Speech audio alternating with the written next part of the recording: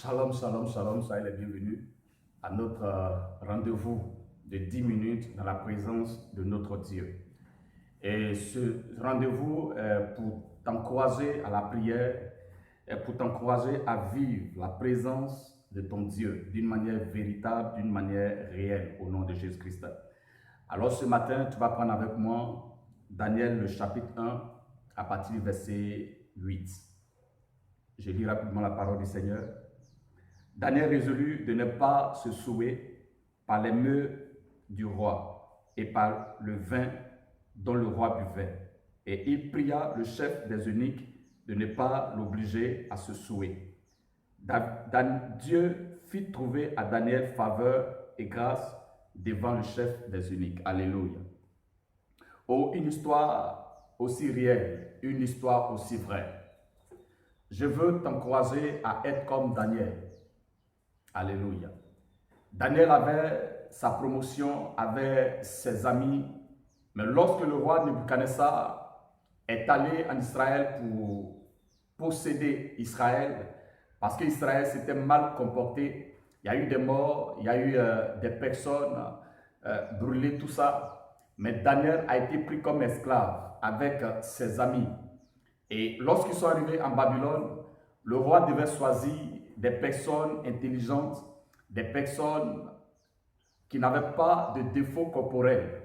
Et Daniel et ses amis ont été trouvés fiables aux yeux du roi. Alors, le roi va dire, mettez-moi à part des jeunes gens ayant de beaux visages, sans défauts corporels.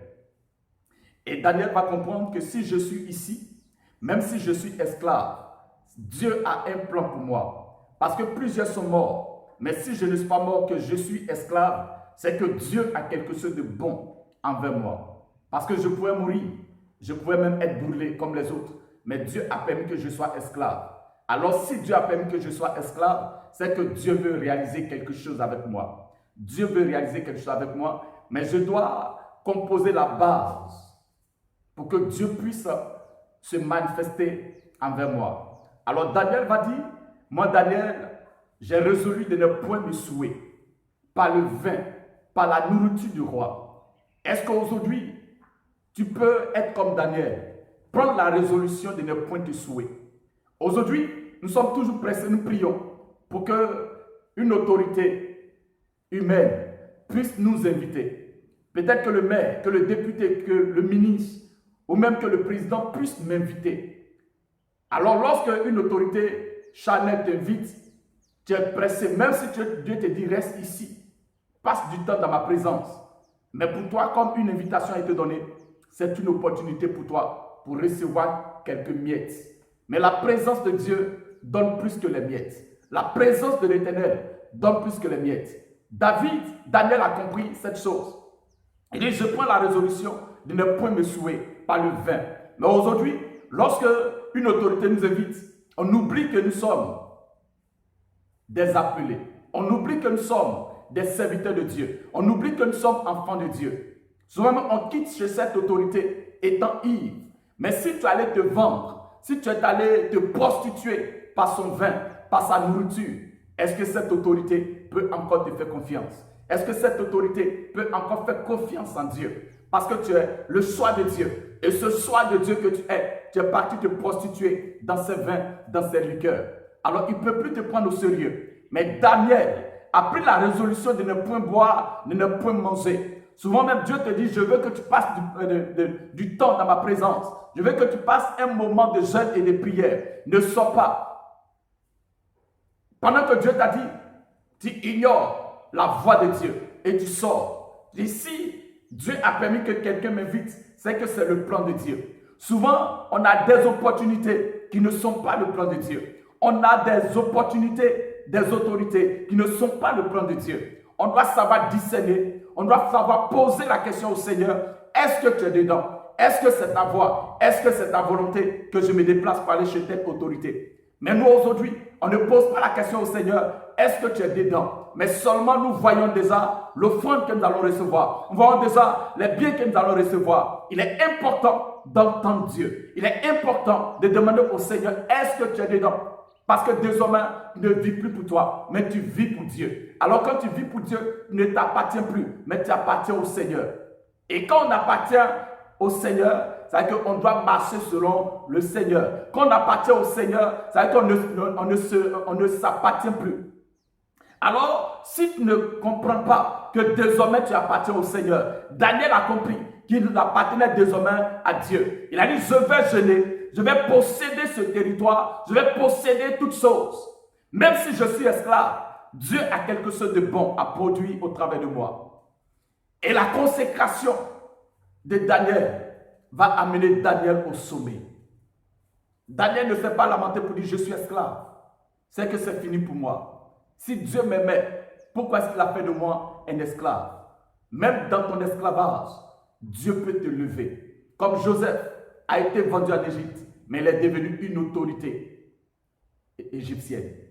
Dieu peut te lever à tout moment. Seulement Dieu veut que tu le considères. Dieu veut que tu puisses l'appartenir définitivement. Dieu veut que ton corps, ton âme et ton esprit l'appartiennent totalement. Dieu veut que tu le considères. Dieu veut que tu le craignes. Dieu veut que tu le mettes au premier plan.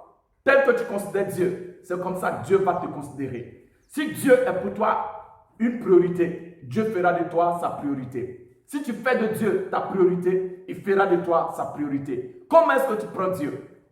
Comment est-ce que tu veux voir ta vie être exaucée?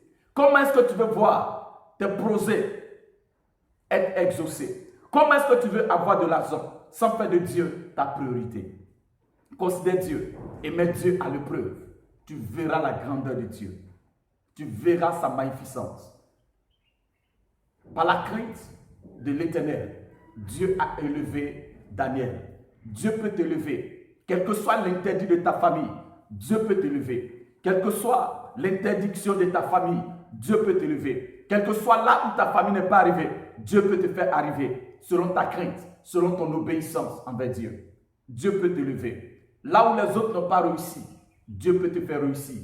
Mais ça dépend de ta crainte, ça dépend de ta considération envers les choses de Dieu. Ça dépend comment est-ce que tu prends les choses de Dieu. Est-ce que les choses de Dieu sont sacrées pour toi ou est-ce que les choses de Dieu sont charnelles pour toi?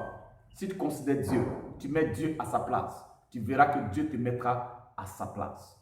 Dieu te mettra à ta place. Le plan de Dieu, c'est que tu sois élevé. Et j'ai établi des projets de paix, de succès et non pas des projets de malheur.